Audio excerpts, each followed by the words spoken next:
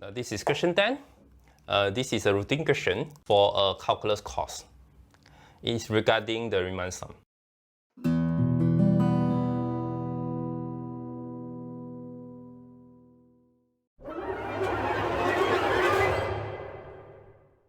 So what we need to do is we have to recall that the limit n go to infinity 1 over n summation f of k over n, k equals 1 to n, is actually equal to integration of fx from 0 to 1 dx.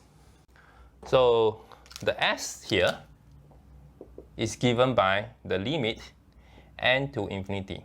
There's no 1 over n. Then we have to create it 1 over n.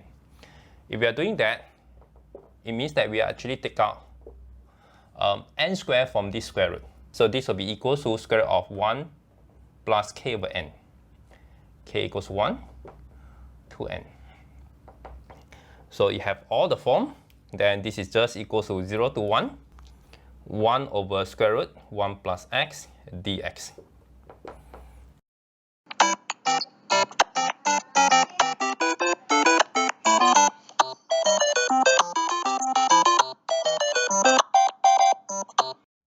So this will equal to square root of 1 plus x and times 2, 0 to 1.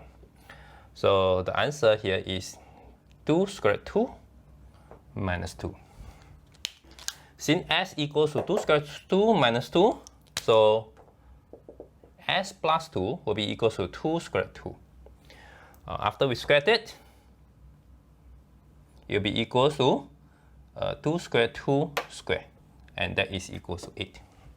Since 8 is an integer, whether you take the floor or you don't take the floor, it's the same thing. So the answer here is equals to 8. Therefore, 8 is the answer for question 10.